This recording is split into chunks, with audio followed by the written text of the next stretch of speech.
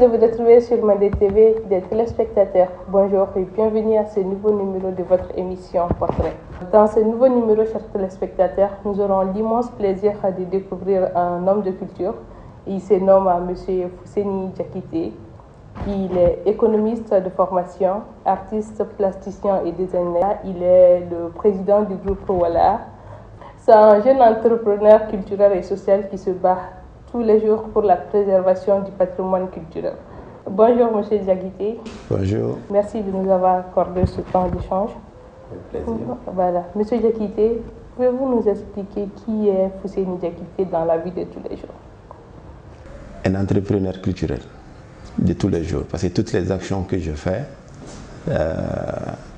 pratiquement même en famille, malheureusement, ça va toujours dans le sens de l'entrepreneuriat et dans le secteur de la culture et des arts de façon générale. Pouvez-vous nous expliquer votre parcours scolaire? Après le bac, je suis allé faire l'économie. Voilà. Et c'est à ma deuxième année de l'économie à la faculté de sciences économiques à l'époque et que j'ai découvert l'art, notamment la peinture en fait. Et depuis ce jour, je pense que mon cursus scolaire s'est arrêté au DEC2 et je me suis complètement reconverti en artiste où j'ai pratiquement exposé partout dans le monde jusqu'à arriver maintenant à un niveau où j'ai voulu entreprendre maintenant dans le même secteur qui est de l'art en fait. De là, de l'économiste à l'homme de culture, c'est des secteurs différents. Mais qu'est-ce qui vous a incité à aller dans ce domaine? À vrai dire, ce n'est pas aussi différent que ça, parce que vous allez voir, si vous connaissez l'histoire des grands artistes, vous allez trouver quelque part que c'est soit des médecins ou des économistes justement. Parce que, et quelque part, quand vous allez, parce que moi je suis venu autodidacte, c'est après que j'ai pris le temps justement de comprendre moi-même ce que je faisais, c'était quoi justement l'art, et c'est là que j'ai découvert en fait que tout ce que j'ai appris dans l'économie, cette façon d'organiser, et dans l'économie aussi, il y a ce volet aussi créatif. Il faut savoir spéculer sur les vagues économiques. Donc ça rentre aussi carrément dans la création de façon générale. D'où là. D'où se retrouve un Exactement. peu. D'accord. On aimerait savoir plus sur votre parcours professionnel. En tant qu'artiste, parce que c'est depuis 2001, en fait que j'étais à l'ENA à l'époque, la FSJP, que j'ai découvert en fait une exposition de peinture du peintre malien Abou Diallo qui vivait en France. Ça fait longtemps que j'ai perdu de ses contacts. On faisait des grèves de 3 mois à l'époque quand même. Nous qui venions de Sikasso, parce qu'on a fait le bac à Sikasso, on ne connaissait qu'aller à l'école nous. Donc on vient à Bamako à l'université BAF, on nous colle des grèves de 3 mois. Et on était sur la colline de Badalabougo, campus universitaire. Donc c'est un jour comme ça, je suis descendu puisqu'il n'y avait pas cours pour aller me promener au Palais de la Culture. Et c'est là que je suis tombé sur une exposition de Abou Diallo. Et je lui ai demandé, c'était la première fois que je sois face à une peinture, une exposition, des tableaux. Je lui ai demandé si je peux aller voir son expo. Il m'a dit bien sûr que c'est gratuit. Comme tous les artistes vous le diront, quand je suis rentré dans la salle, j'ai été saisi par... Mais en fait, quand je suis rentré dans la salle, j'ai senti quand même quelque chose. Donc je suis ressorti pour venir demander à l'artiste s'il peut venir m'expliquer ses tableaux. C'est là qu'il me dit que ce que lui il fait là, on appelle ça de l'abstrait en peinture. C'est pas à lui de m'expliquer, c'est à moi d'aller devant la toile en fonction de mon ressentiment. Mot pour mot, il m'a dit, si jamais lui il va m'expliquer, là où lui il va voir les pieds d'une table, moi je vais sûrement voir la tête d'un cheval. C'est pas facile à comprendre. Voilà, donc c'est là que je suis retourné dans la salle, une trentaine de minutes, et en sortant, je l'ai bien remercié. En montant dans ma chambre d'internat, j'ai acheté des feuilles A3 et des boîtes de peinture à l'époque pour métal, qui n'est pas adapté pour la peinture professionnelle bien sûr. Et j'ai parti d'une idée, j'ai dit bon, si l'artiste n'explique pas son tableau, alors tout le monde peut peindre. Donc dans ma chambre d'internat, puisqu'on ne partait pas en cours, j'ai griffonné des choses comme ça. Et lui, il disait qu'il n'explique pas. C'est à moi d'expliquer. Moi, en griffonnant, j'ai essayé de mettre des signes pour donner certaines significations à certains tableaux. Et j'ai accroché comme ça dans ma chambre d'internat. Et chaque camarade qui passait dans la chambre, ils avaient tous la même réaction. Tout le monde disait « waouh ». Et ils ne comprenaient rien, et moi non plus. Et pour raccourcir rapidement, c'est Un an après, j'ai entendu qu'il y a le marché national des arts plastiques. Ça se faisait à Bamako, où il y avait 300 œuvres représentées, une cinquantaine d'artistes venus du monde entier. Et je suis allé au Palais de la Culture pour aller proposer mes œuvres. Et j'ai participé à cette expo. Et la clôture, on dit premier prix Fousseni Diakité. Donc je me souviens, ce jour-là, j'ai couru derrière, à l'époque, Abdoulaye Konaté, le peintre malien, l'ex-directeur du conservatoire, pour lui demander en fait pourquoi ils m'ont donné le prix. Lui, il n'a pas compris en fait. À un moment, il s'est énervé, il s'est retourné, il m'a dit bon petit, si tu ne veux pas du prix, donne-nous, on donne à quelqu'un d'autre. Moi, je voulais juste comprendre pourquoi moi, ce sont mes œuvres, parmi 300 œuvres là, qu'ils ont choisi. Pourtant, je faisais aussi des labs, comme vous voyez dans le bureau ici. Il n'y a aucune image. Pourquoi c'est cette œuvre qu'ils ont choisie en tant qu'œuvre première? Et c'est à partir de ce jour que je me suis consacré à comprendre moi-même ce que j'ai fait, jusqu'à arriver au point où j'ai été recruté comme professeur intervenant en art plastique à l'école française Liberté, où je donnais des cours là-bas. Et ensuite, j'ai exposé, je crois, partout dans le monde avec mes tableaux. Je crois que j'étais le seul jeune artiste à l'époque qui exposait chaque année. Et c'est moi qui choisissais de ne pas vendre tel ou tel tableau, sinon je vendais tout. C'est impressionnant quand même, le fait de s'impliquer comme ça et faire quelque chose de grandiose comme ça. C'est pas du tout facile comme ça a été facile avec vous. D'accord. Dans ce domaine, votre domaine, le monde de la culture, c'est pas du tout facile. Surtout nous qui ne sommes pas là-dedans de comprendre. C'est à vous d'expliquer. Il y a des tableaux qu'on ne comprend même pas et tout. D'accord. Mais on voit que la culture joue un rôle important, surtout dans le développement de notre pays. Le Mali, du côté culture, la culture joue un rôle important. Je pense que vous êtes un atout pour le pays. En moment, on dit ni Imaïredade. Maintenant, je crois que c'est en fonction de ce que j'essaie de faire. En tout cas, je me bats pour que chaque jour, que je sois cette personne qui a fait quelque chose pour ce pays-là.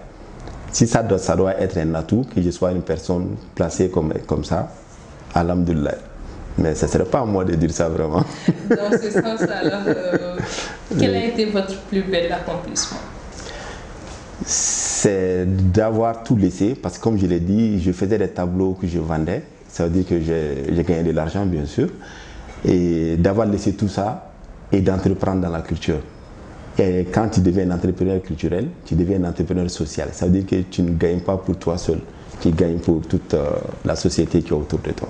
Je crois que le plus grand accomplissement que j'ai fait au jour d'aujourd'hui, c'est d'avoir accepté d'être entrepreneur et d'ouvrir cette entreprise qui s'appelle le groupe Walaha. Monsieur Diakité, quelle est votre pensée? Qu'est-ce que vous pensez de l'art en général? Je vais vous dire que l'art, c'est la vie en fait. Normalement, il faut que chaque personne soit artiste quelque part. Pour que tous les problèmes qu'on a, on va prendre juste le Mali, les problèmes que le Mali a en ce moment. Si chacun avait cette âme artiste, ça allait résoudre beaucoup de problèmes en fait. Parce que l'art d'abord, ça veut dire l'intelligence, ça veut dire le partage, ça veut dire accepter aussi l'autre en fait.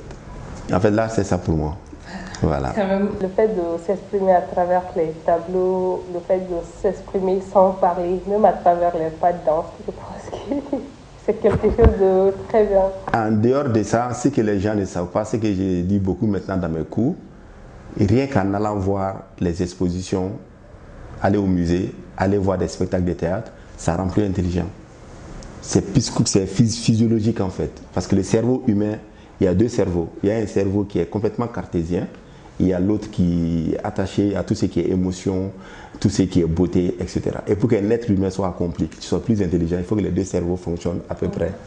Voilà, exactement. Alors, nous arrivons à la première rubrique de cette émission qui est cerner l'invité. C'est histoire de connaître plus sur vous.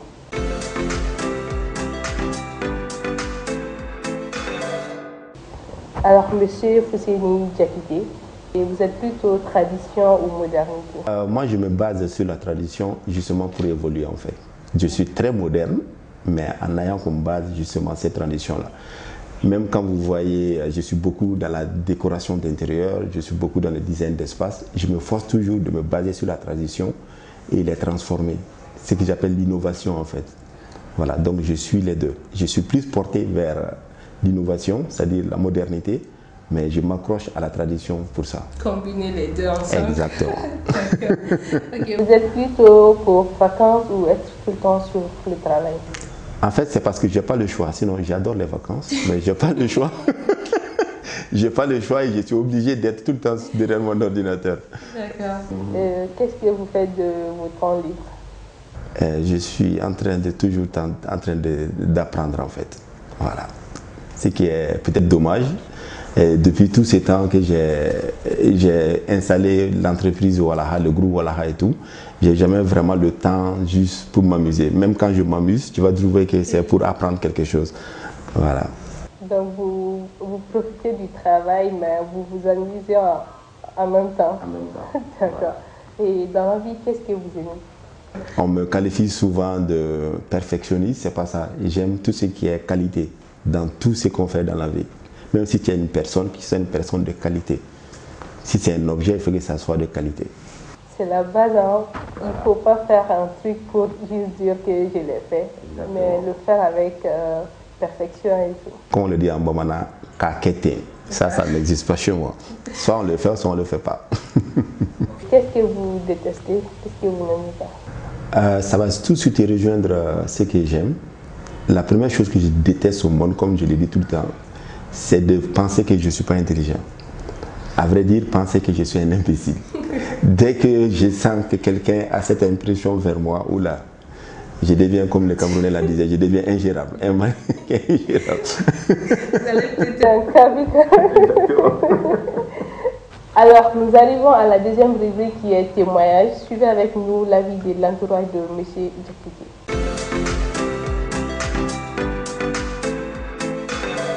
Alors, étant directeur général du Palais de la Culture, ça veut dire homme de la culture comme lui qui a embrassé vraiment ce domaine. D'abord avec Walaha TV qui est inscrit dans notre domaine et dirigeant des réseaux KIA. Donc, partant de ces deux structures qu'il a eu à gérer, donc on a été obligé et contraint de travailler ensemble. Et dans ce domaine de travail professionnellement, je retiens de lui cette rigueur et puis avec des principes. Parce qu'un jour, pour qu'on soit à ce niveau-là, chacun a été obligé de déballer ses principes. Et chacun avec ses principes, on a pu s'attendre sur un élément qui était à l'avantage de la culture malienne. Donc ça, c'est resté en moi. Homme de principe, je suis homme de principe et il est homme de principe. Donc on a dû confronter nos principes pour arriver à un résultat. Au-delà de ça, il y a beaucoup d'événements que nous organisons ensemble, beaucoup d'organisations structurelles du domaine que nous faisons ensemble depuis une dizaine d'années. Et on est dans des projets ensemble également. Il faut reconnaître que dans notre domaine artistique et culturel aujourd'hui, quand on parle de numérique, on est obligé de se fier à Diakité aujourd'hui. Foussine Diakité, c'est l'élément incontournable dans ce domaine-là. Et or, notre culture, notre domaine doit aller vers ça. Et lui, il est la colonne vertébrale de ça. Donc tout ce que nous sommes, nous avons des idées, des initiatives, on passe par lui pour vraiment projeter la culture dans cette orientation qui est vraiment la numérisation. Donc aujourd'hui, Foussine est un élément incontournable. Nous sommes des éléments autour de lui pour amener la culture dans cette numérisation, mais un homme de principe de rigueur. Et la preuve en est qu'il a dirigé Rizokia, il dirige Walaha, et on est dans beaucoup d'associations ou structures. Et on est en train de travailler sur beaucoup de choses, labellisation du domaine, concertation par rapport à beaucoup de choses. Voilà. Bon, ça c'est vraiment l'assiduité et le sourire. Parce que dans notre domaine, il faut reconnaître ça. Nous travaillons tous dans les serrés quand il faut travailler, mais rions aussi, c'est ça notre culture. L'art et la culture, tu nous vois, on se tape, on rit, on s'amuse. Et vous allez voir, quand on se rencontre, on rit d'abord avant de travailler. C'est notre culture et on continue dans ça. Ces sourires-là, nous le partageons ensemble pour travailler et donner un bon résultat. Rester homme de culture. J'apprécie ça beaucoup chez lui. Souvent, je le taquine par rapport à... Bon, à certains trucs qui est quoi. Et quand la rigueur est là, et il ne voit pas. Il ne voit pas pour le travail. Et souvent, je le taquine, je lui dis, avec ces genres de personnes, il faut être ceci, mais il reste dans sa rigueur. Bon, ça, c'est sa nature. Notre domaine, souvent, on a des vies avec lesquelles nous travaillons. Et on a des personnes avec lesquelles nous travaillons qui ont leur coloration, leur couleur. Or, on doit mélanger les couleurs pour avoir le résultat. Mais lui, c'est toujours dans la rigueur. Bon, c'est avantageux, mais souvent, dans notre domaine, il faut être souple, quoi. Un jeune baobab,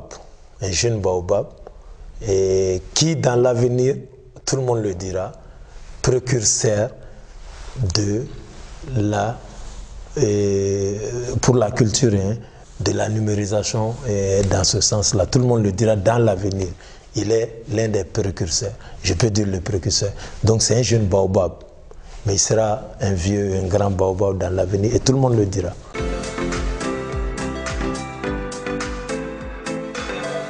Mbaye Boubacar Diarra, président de l'UAPREM.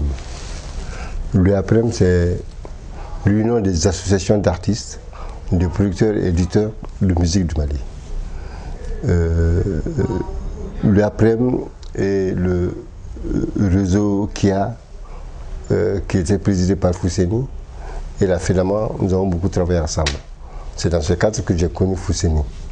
Fousseni, bon, vous savez, moi je suis un Bambara. Fousseni est un Peul. Chez nous les Bambara, il y a deux sortes de Peuls. Il y a les Peuls qui sont bien et les Peuls qui ne sont pas bien du tout. Nous les Bambara, on aime les femmes Peuls. Flamousso de Kagni. Mais Flaché, donc Fousseni est un petit Peul, mais que j'apprécie beaucoup. Humainement, c'est un grand homme. C'est un homme qui apporte toujours quelque chose à une association. Fousseni a toujours apporté. Chaque fois qu'on se rencontre, il apporte un plus. C'est quelqu'un qui a beaucoup d'expérience. C'est un jeune, c'est un Ndendo, il est très jeune, mais il apporte toujours un plus dans une association. Donc chaque fois qu'il est là, il apporte quelque chose. Donc c'est quelqu'un qui est indispensable dans un groupe. Donc c'est pour ça qu'on l'apprécie beaucoup. Il a de belles idées, il est disponible. Voilà tout ce qu'on apprécie chez quelqu'un quand on est dans une association. C'est difficile de dire ce que je n'aime pas chez lui, parce que ce que je n'aime pas chez lui, c'est qu'il voyage beaucoup. Comme c'est quelqu'un qui nous apporte beaucoup. Et chaque fois, on l'appelle, il est à Abidjan, il est à Mopti, il est à Kidal, il est à Gao.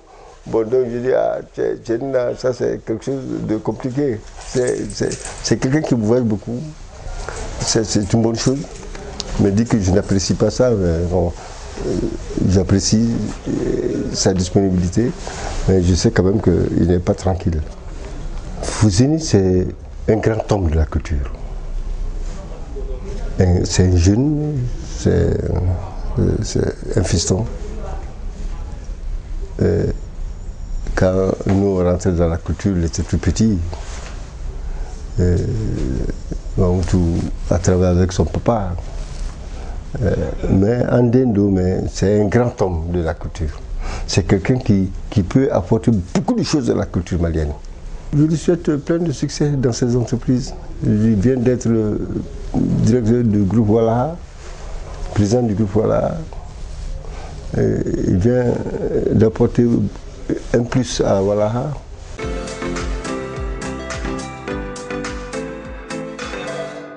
Hussein Diakité, je suis son grand frère, parce que je suis son aîné, je l'ai connu depuis son jeune âge. À ce moment, on se connaît, on travaille ensemble, tout ça, on a fait beaucoup de choses ensemble. Donc pour moi, c'est vraiment mon petit frère. Hussein, vraiment, c'est un jeune, pour moi, c'est un jeune frère qui est très respectueux. Qui se bat comme pas mal de jeunes. J'ai beaucoup d'estime pour lui, pour ce qu'il fait d'abord et ce qu'il est. D'abord pour son travail et deuxièmement pour sa personnalité. Comme je vous ai dit, même si je ne suis pas son grand frère de lait, mais c'est vraiment, c'est quelqu'un qui est très très respectueux envers moi. Et puis, depuis ses débuts ici, on a fait beaucoup d'ateliers, beaucoup de formations, beaucoup d'échanges. Et je l'ai vu dans son travail, il essaie d'améliorer, de s'améliorer chaque fois, d'innover, de prendre de l'envergure dans son travail. Donc, je le dis, bon, vraiment, il faut, et comme on se dit souvent, il dit qu'il suit nos pas. Non, il ne faut pas suivre nos pas, mais il faut nous devancer. Tout ce qu'on n'a pas réussi à le faire, il faut le faire. Et je pense qu'il est quelqu'un qui est sur la bonne voie, parce que vraiment, il cherche à s'améliorer d'année en année. Donc, voilà, il a été président du réseau KIA. Et maintenant, en dehors de ça, son groupe voilà, qui est en train de développer, malgré les difficultés que nous traversons, il essaie de se battre pour organiser des activités, tout ça. Bon, je pense qu'il a du chemin, de bon chemin devant lui. Je sais que je n'aime pas un peu, souvent, bon, dès que je les rappelle à l'ordre, il essaie de changer un peu, mais je n'aime pas un peu son autosuffisance, son air d'autosuffisance. Bon, je peux dire que, bon, il n'y a pas beaucoup de choses que je n'aime pas chez lui, parce que tout ce que je n'aime pas, si je le dis, vraiment, il essaie de s'améliorer, de se corriger. Donc, ça, c'est positif pour moi. En un mot, je le considère comme un frère qui m'est dévoué et qui essaie d'innover son travail, qui fait des choses et que, bon, je pense que c'est un jeune qui a de l'avenir devant lui. Je souhaite qu'il continue à s'améliorer comme ça, mais de ne pas... Souvent, bon, tu vois, il y a de ces jeunes, quand ils commencent à avoir un peu de succès, ça les monte par la tête. Et puis ils se donnent à des choses... rivalités inutiles, des compétitions inutiles par-ci, par-là, des racontars. Au lieu de chercher à développer ce qu'ils sont en train de faire, ils essaient de faire d'autres choses. Et là, il ne faut pas qu'il tombe dans ce truc. Et je pense qu'il ne va pas tomber dans ce canal parce qu'il a autour de lui des frères, des aînés qui peuvent bien le conseiller et qu'il profite. Je l'invite à profiter toujours de l'expérience de ces jeunes, de ces aînés pour se corriger, pour dire qu'il ne faut pas qu'ils se disent que toujours il est le meilleur, il a fini tout. Bon, ils se disent toujours que cela lui permettra de chercher à s'améliorer, à apprendre davantage et à continuer son chemin.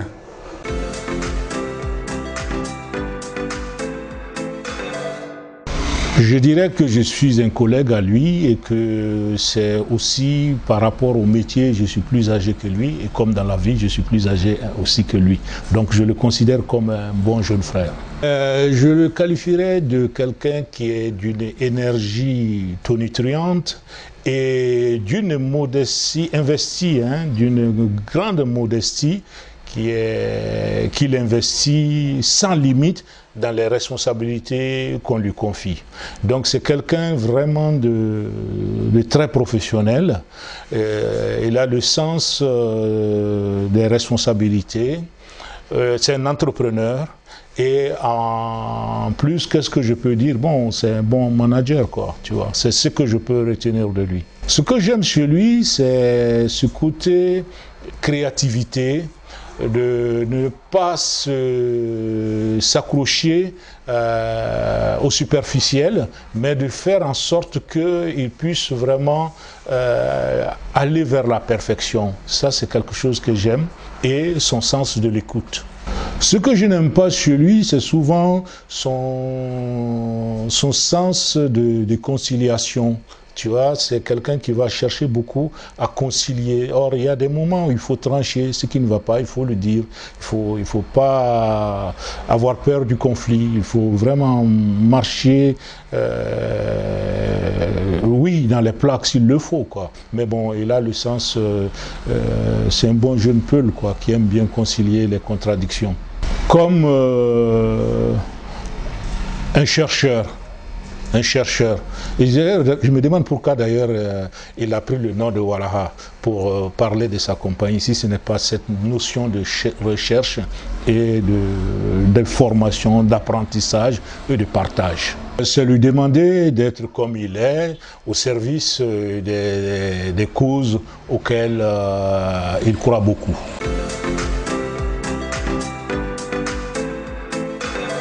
Alors, Monsieur Diakité, nous arrivons à la fin de cette émission, mais bien avant, on aimerait savoir quelle est votre conception de voir les choses, votre philosophie de vie. Je crois que j'ai même commencé il y a quelques moments à écrire là-dessus, un livre. Pour moi, je l'ai dit toujours, la beauté n'est pas relative en fait. Voilà. Et ça veut dire beaucoup de choses pour moi, en dehors de l'esthétique, parce que quand on dit beauté, les gens pensent tout de suite à l'esthétique, à la joliesse. Quand on dit chez nous, c'est pas chez nous seulement, tous ceux qui disent qu'il y a cette relativité-là, ça veut dire c'est comme si on ne peut rien changer dedans. C'est comme si c'est Dieu qui donne, on doit prendre ça comme ça. C'est pour ça que ma philosophie première, c'est que la beauté n'est pas relative. Voilà.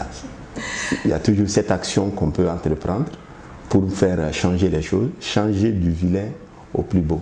Alors, toujours ajouter la touche pour améliorer. D'accord. Quand même, c'est impressionnant et ça encourage au fait. Puisque le fait de se dire il faut ajouter ça pour encore améliorer, ça donne du courage et ça incite aussi à travailler plus. C'est la fin de cette émission. Merci à M. Fousseni Diakité de nous avoir accordé ce temps et ce temps d'échange. Ça a été un réel plaisir pour nous d'échanger avec vous. Et merci à toute l'équipe de Mandé TV. Merci à vous, chers téléspectateurs, de nous avoir suivis. Et je vous donne rendez-vous pour le prochain numéro. D'ici là, portez-vous bien. À très bientôt.